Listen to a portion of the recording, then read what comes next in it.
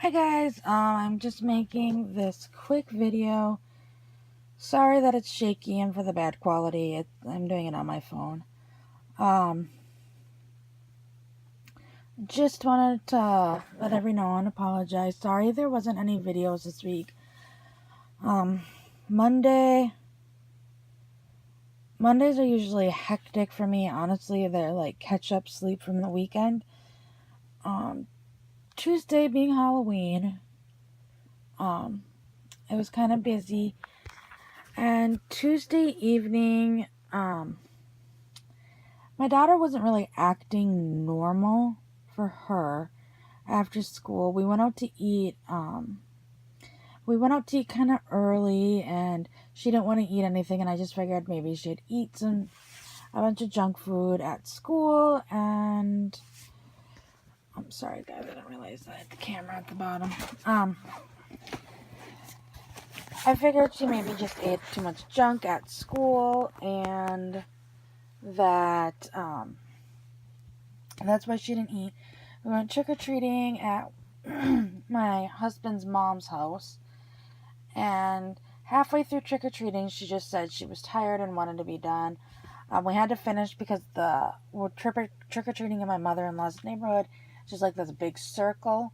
So we had to finish going around the circle to get back to my mother-in-law's house. Because it was quicker to finish. There wasn't many houses left anyways, and my son wanted to finish. So we get home, my daughter fell asleep, or we stopped at my in-laws, my husband's dad and his stepmom's house on our way home.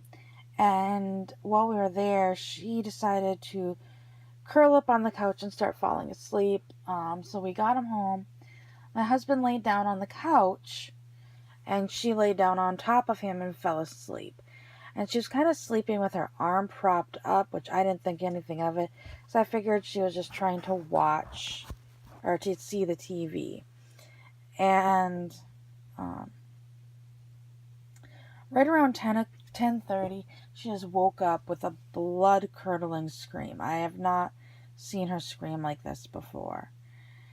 And I felt, or it took a bit for me to calm her down. I finally got her calmed down, and when I touched her, she was just burning up. So I took her temperature, and it was 101. So I gave her some Advil, and I kept asking her, what's wrong, what's wrong, what's wrong? And I finally got out of her what was wrong, and she just kept saying, my chest hurts. And then when I would ask her where her chest hurt, she would just say all over. So earlier this year when I had pneumonia, I was never coughing. I just spiked the fever, just was feeling kind of icky, and my chest hurt. So I started thinking, well, maybe she's got the beginning of pneumonia or bronchitis or something like that. 'Cause she didn't have shortness of breath, and I have a pulse oximeter, and I put it on her, and her pulse and her oxygen level were both fine. So I got her calmed. She set up we went and got her little kid's couch, brought it in our bedroom, and made her a little bed on the floor because that's where she wanted to sleep. And I didn't really think anything of it. Messaged her teacher saying she won't be in school because she had a fever. But since she was saying her chest hurt, I went online and was able to make an appointment with her doctor. So on Wednesday, we get to the doctor, and she just once again wasn't acting herself. And anytime she was asked to do something, she refused to do it, which sometimes that's typical of her, but just not to this scale. So my kid's doctor has a student working with him. So the student came in first, introduced herself, kind of did a quick exam on my daughter. Once again, my daughter wouldn't open her mouth up so they could look in it. Well, the student walks out, and I asked my daughter a question, and instead of turning her head, she was facing away from me, she literally turned her whole body. And it's like, okay, that's not right. So the student came in to ask me a question, and I'm like, call her name. And she's like, why? I'm like, just watch. And so she called her name, and once again, my daughter turned her whole body instead of moving her head. And the doctor's like, does your neck hurt? And she's like, yes. So the student ran and got my daughter's primary doctor, who came in and quickly examined my daughter. And once again, it was a huge struggle to get her to open her mouth. And when she finally opened her mouth enough for him to see, and he's like, you need to get to the ER and get there now. Which our children's clinic is right next to our children's hospital. He's like, I will have the nurses escort you over to the emergency department escort you over to the emergency department, and they'll get you in right away. He goes, I'm going to call the attending doctor over there right now and let him know what's going on. So we were escorted over to the hospital's emergency room quickly. Luckily, my husband's stepmom is actually a doctor in nursing. She has a PhD in nursing, and she works at our local college, and being she's a nursing professor, she actually teaches at that hospital, since pediatrics is her specialty. That is the hospital she teaches at. So I quickly text her, and I'm like, are you at the hospital today? She's like, no, I'm not at the hospital today. She's like, I don't have any classes today, so I'm actually at home, or at school, grading papers. And she's like, why? What's going on? So I told her what was going on, and she's like, do you need me to come? Well, at this point, my daughter was asking for her. So I'm like, she's asking for you. So she's like, I'll be right there. So she came over, and she was the biggest help ever. Like, she was able to get my daughter to do stuff that the nurses and doctors couldn't get her to do.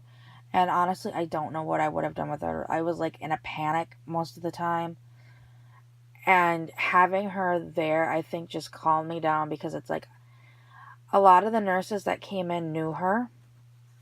So I know my daughter was in good care, as well as once again, she was fighting doctors about opening her mouth. So my mother-in-law kind of had to pin her down, and they were able to get a look in her mouth, and then they sent her up to the CT scanner. Well, to do that, they needed to do an IV. And as soon as my daughter heard she was going to get poked, she freaked out. When the nurse came in to do the IV, my daughter wasn't having any of it. She completely flipped out. I'm trying to grab her. I can't get control of her, because I'm a round person, so to speak, but I'm short. And my daughter's actually tall for her age. And then she ran over anyways on the other side of the bed where my mother-in-law actually was, and tried to climb under her bed in the emergency room. And my mother-in-law basically had to pull her out. And it took my mother-in-law, myself, and two other child life specialist. It was two nurses, my mother-in-law, myself, and the child life specialist, to finally get an IV in her. Then they took her up, did the CT scan, and they came back. And what was going on is my daughter doesn't have her tonsils or adenoids. They were taken out about 2 years ago. But some of her lymph nodes in the back of her throat were infected and swollen. And what the big thing with looking at her mouth is when you look in your mouth, there's that thing, some people call it the hangy bally thing in the back of your throat. It's called a uvula. And my daughter's, they're supposed to hang down straight. Well, my daughter's wasn't, because her some of her lymph nodes were so inflamed that it was actually pushing them over. So it's a big deal in the fact that she's got inflamed lymph nodes, but it's also bad. It's the fact that it's in the back of her throat, and it can cause her throat to swell shut if they got too big. They weren't big enough where the ENT felt surgery was needed. He actually said they were kind of small, and he was afraid to do surgery to drain whatever was in the lymph nodes causing them to swell. He said, I don't know if it's fluid, I don't know if it's pus. He goes, but I don't dare do it because they're so tiny. The lymph nodes, there's quite a few of them together, but they're so small individually. There's too many vessels back where they're at that I would be afraid I would get one of those, and those are important vessels that go to her brain. He goes, but we need to admit her for IV antibiotics. So she was admitted on Wednesday evening to the hospital, and she finally got discharged on Friday afternoon. So we were in the hospital for just about 3 days with her. And yeah, nothing got done in those 3 days. It was kind of, we were in limp mode, so to speak, or just barely treading water. So that's where I've been. I've been at the hospital pretty much all week, to make a long story short, with my daughter. And as you guys have probably realized, you've been staring at Ryan for the last 10 minutes while I ramble on about my daughter. Because Luna has sold. She actually sold on Thursday evening, kind of late on Thursday evening. I was able to run home on Friday before my daughter got discharged and get her all boxed up, and she is on her way to her new mommy. So I hope she enjoys her. And so right now, the only doll I do have for sale is Holden right now. And I need to get everything done and do like a for sale video with him. And I'm tentatively going to be selling Ryan. Well, I love Ryan. Sorry guys, my battery's going dead on my phone. So that turned off the flashlight part of the camera. But well, I love Ryan.